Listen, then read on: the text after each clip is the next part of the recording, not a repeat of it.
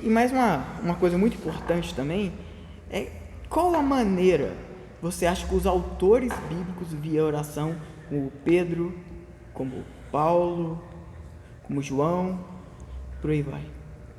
Olha, como eu já havia dito na resposta anterior, isso serve também para os autores bíblicos, porque se nós observarmos todos os começos das cartas apostólicas, principalmente Paulo e Pedro, eles sempre começam com uma oração.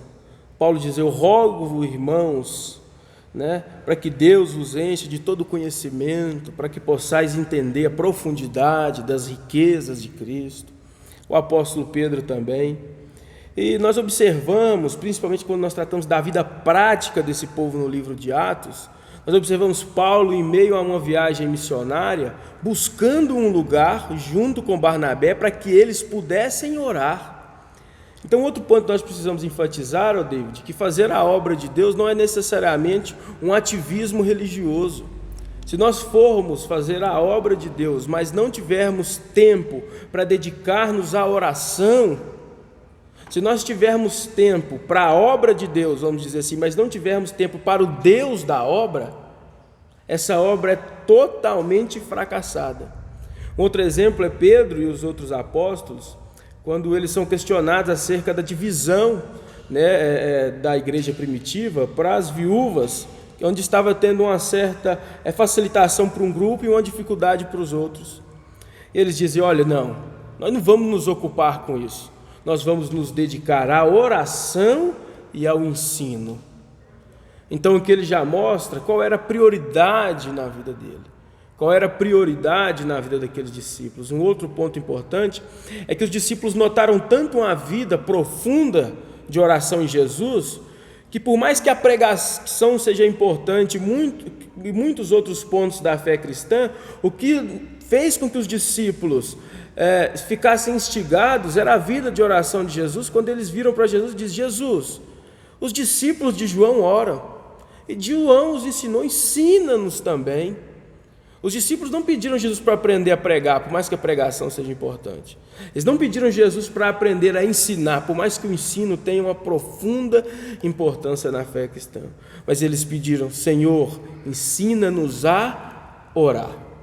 Então, quando eles pedem isso, é porque na vida de Jesus, as marcas de Cristo, a oração estava tão presente, era tão relevante, que fez com que aqueles homens se sentissem instigados. O próprio Jesus, antes de escolher os seus discípulos, a Bíblia nos diz que ele ficou uma noite inteira orando. Fora os textos que nos dizem: orai abundantemente, orai no Espírito, orai em todo tempo. Não é verdade? Orai para que não entreis em tentação. Então, a interpretação desses autores, o que nós podemos dizer é que não existe um cristão que não ore. Talvez você me pergunte: mas eu não oro. Então a pergunta que você tem que se fazer é o seguinte: eu sou verdadeiramente um cristão? Não existem cristãos que não oram.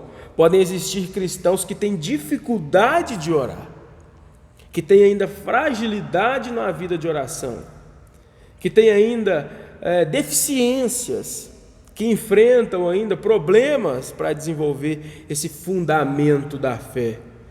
Mas a oração é para a fé como o alimento é para a nossa vida, como o ar é para nós. Sem a oração, sem esse fundamento, nós não teremos condição alguma de avançar na fé.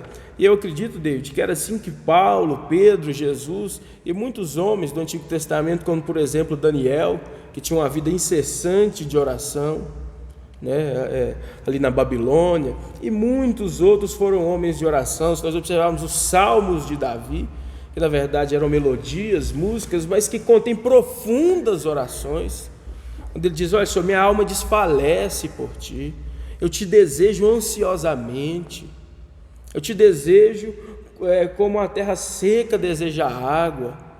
Então a profundidade da oração na vida desses homens é algo que realmente deve nos inspirar e nos levar a uma vida de oração profunda.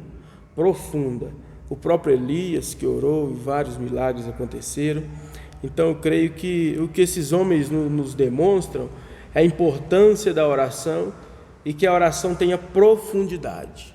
que a oração tenha profundidade. Amém, amém.